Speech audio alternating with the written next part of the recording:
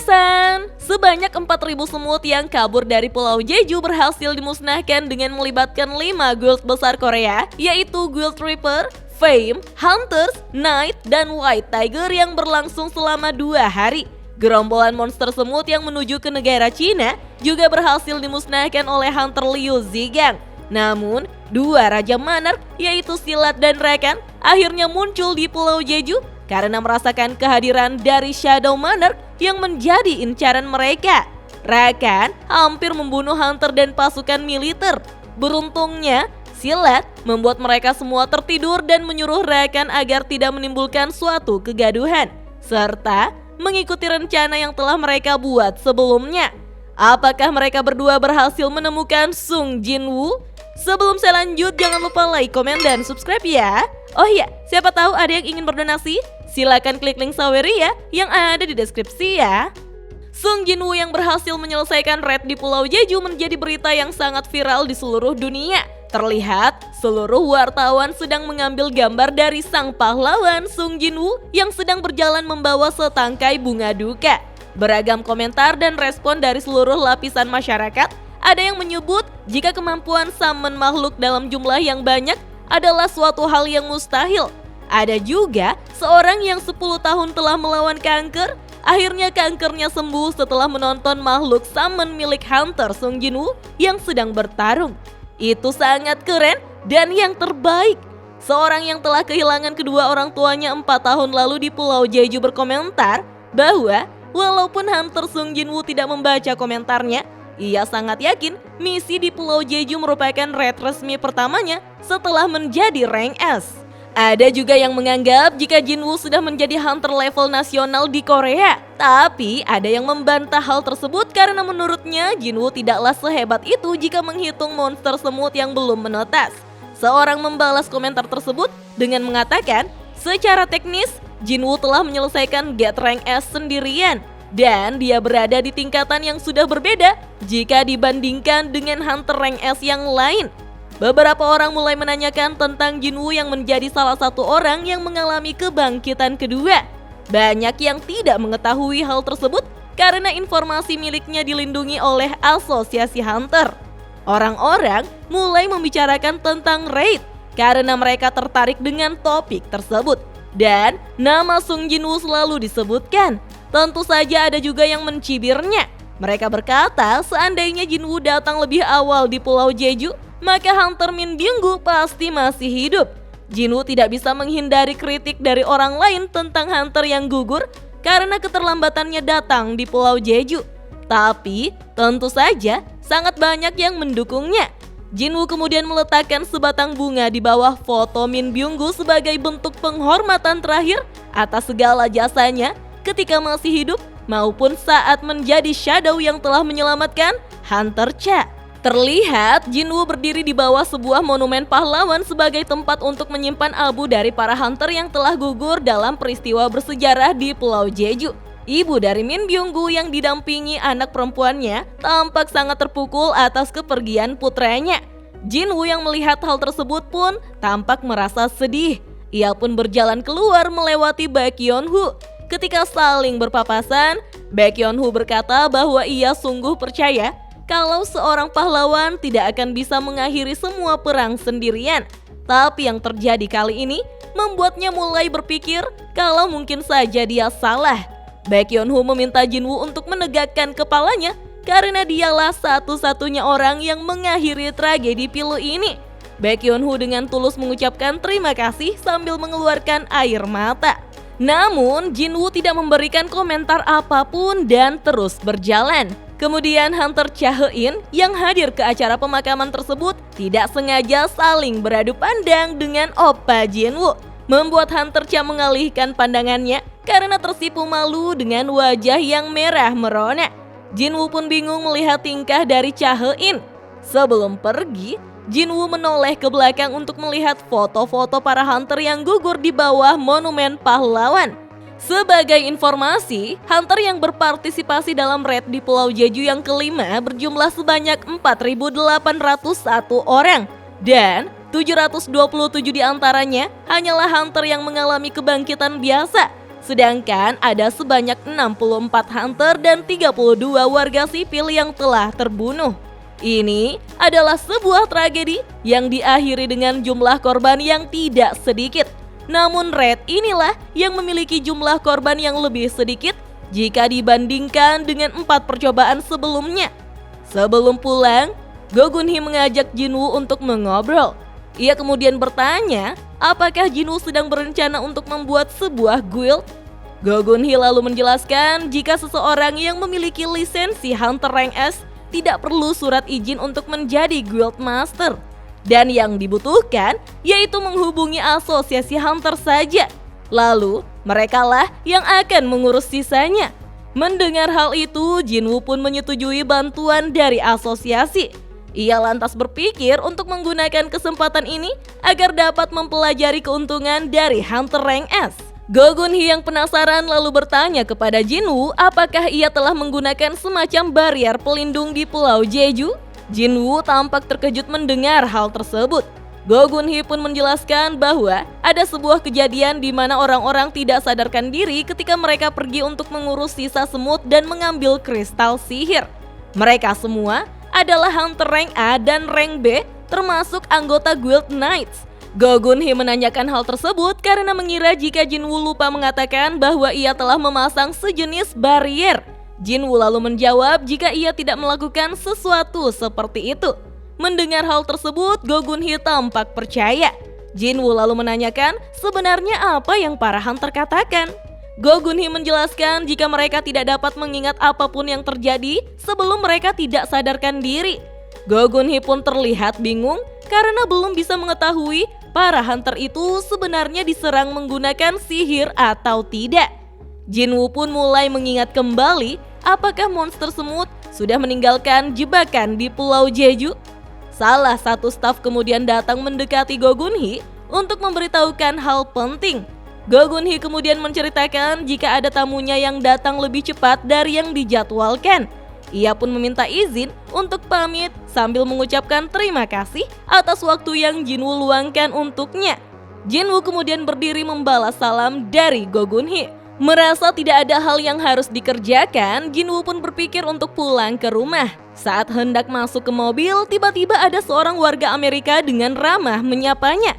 Ia lalu memperkenalkan dirinya yaitu seorang agen senior bernama Adam White dari birokrat Hunter Amerika. Jin-woo tampak heran ada birokrat Hunter dari luar negeri yang mencarinya. Adam menjelaskan bahwa ia sudah berusaha menemui Jin-woo di kantor, tapi ia kesulitan untuk bisa menemukannya. Adam lalu meminta pengertian dari Jin-woo karena harus bertemu dalam situasi seperti ini.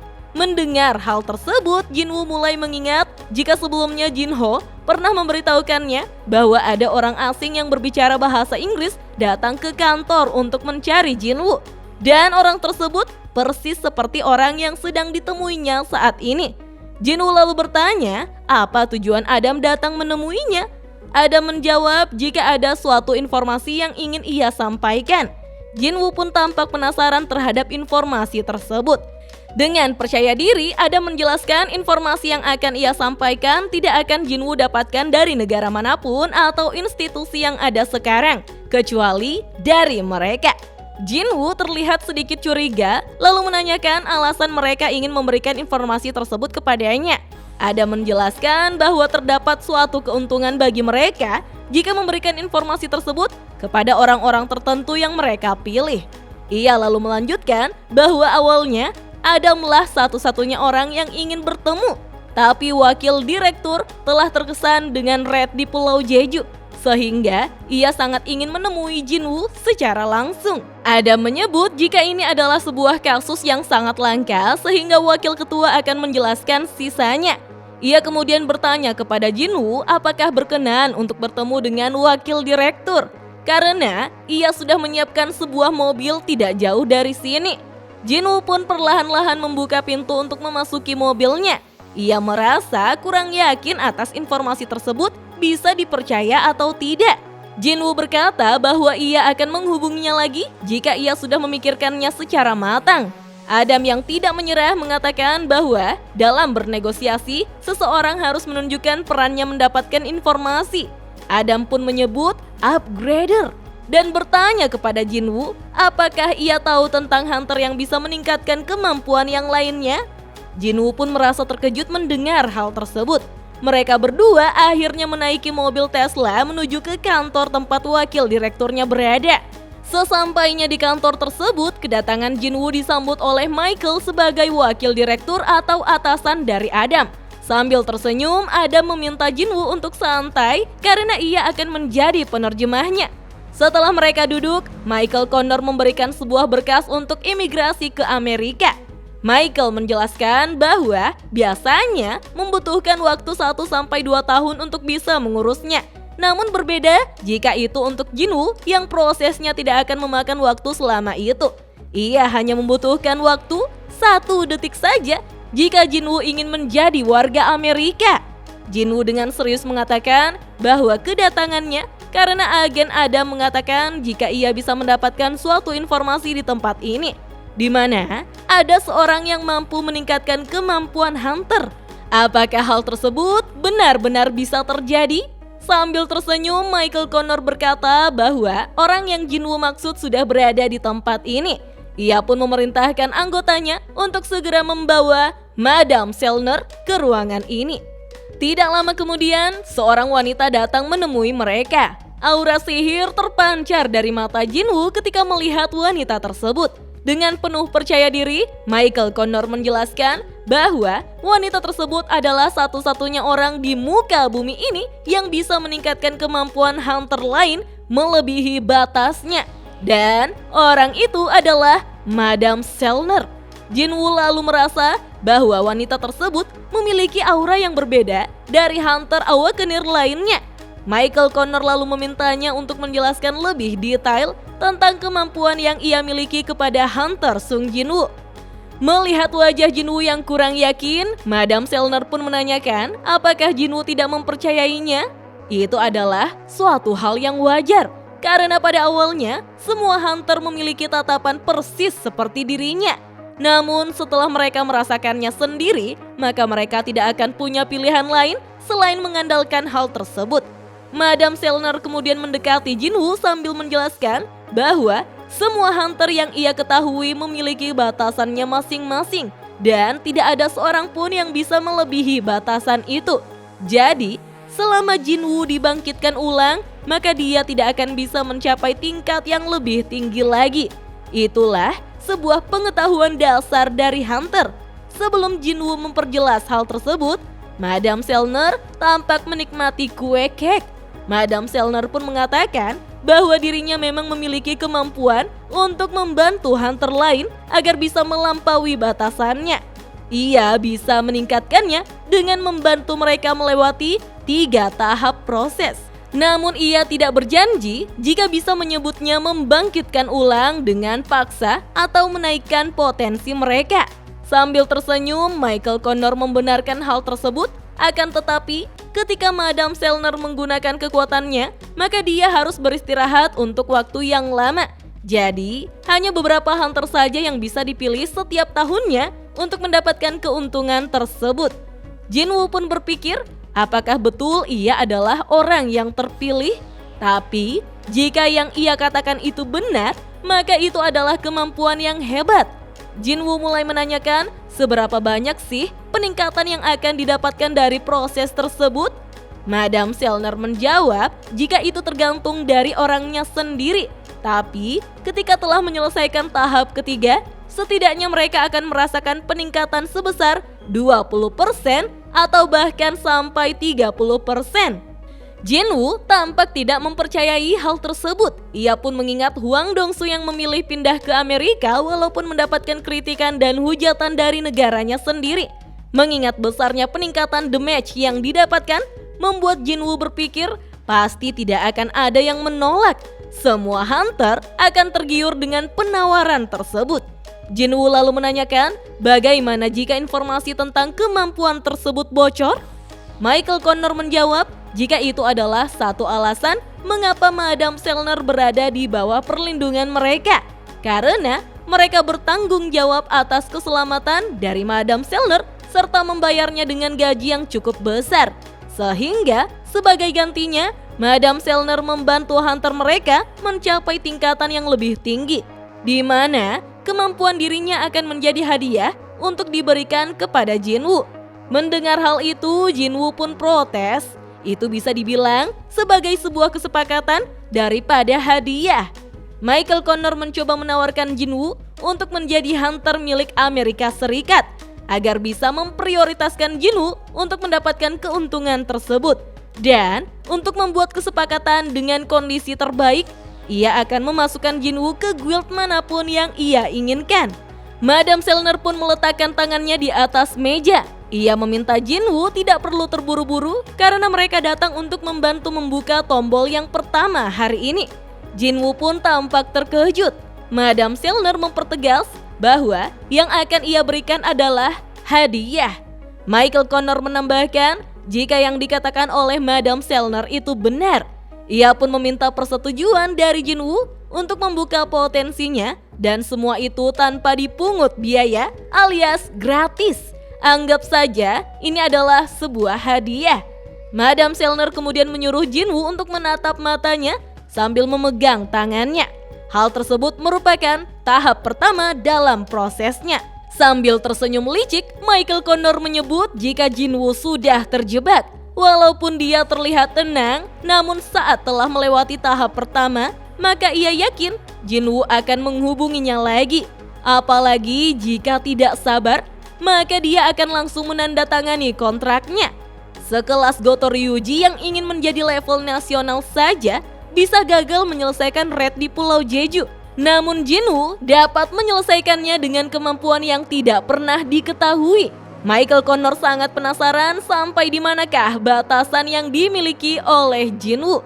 Kita pun diperlihatkan bagaimana Madam Selner masuk ke dalam diri Jinwoo yang suasananya tampak sangat gelap. Tiba-tiba dari kegelapan muncul sebuah sosok yang mendekati Selner. Ketika sudah dekat, sosok tersebut menatap Selner dengan tatapan yang sangat menakutkan. Tiba-tiba Selner terbangun dan berteriak sangat histeris saking ketakutannya. Melihat hal tersebut, para penjaga segera menodongkan pistol ke arah Jinwoo, mengira Jinwoo sudah melakukan sesuatu pada Madam Selner. Michael Connor lantas berteriak untuk menegur penjaganya karena itu adalah tindakan gila, mengingat siapa sosok yang berada di hadapan mereka. Michael Connor yang emosi menyebut jika para penjaganya sangatlah bodoh karena jika penjaganya khawatir terhadap Madam Selner, harusnya segera membawanya untuk dirawat. Para penjaga pun segera meminta maaf dan mencoba menenangkan Madam Selner. Michael Connor kemudian menundukkan kepala sambil meminta maaf kepada Jinwoo atas perlakuan dari agennya yang sudah tidak sopan terhadapnya. Namun Jinwoo tampak bingung dan heran atas kejadian tersebut. Michael Connor yang marah menekankan kepada agennya apabila kejadian seperti ini terjadi di depan Thomas Andre atau Liu Zigang, maka mereka semua bisa mati saat itu juga. Agen tersebut langsung ketakutan dan pucat. Michael Connor lalu mendekati Madam Selner yang masih dalam keadaan syok dan ketakutan hingga tubuhnya tidak berhenti gemetar. Ia pun menanyakan tentang keadaan dari Madam Selner. Namun melihat situasi sudah tidak memungkinkan, Michael Connor meminta apakah mereka bisa menghubungi Jinwoo lain hari. Jinwoo pun mengiyakannya. Michael Connor segera menyuruh Adam untuk mengantar Jinwoo kembali ke rumahnya. Madam Selner masih sangat ketakutan, bahkan keringatnya tidak berhenti keluar. Dengan nada gemetar, ia pun menyebut jika Jinwoo adalah seorang raja yang sangat kuat. Michael Connor yang mendengar hal tersebut tampak terkejut dan menanyakan apakah Jinwoo setara dengan hunter level nasional.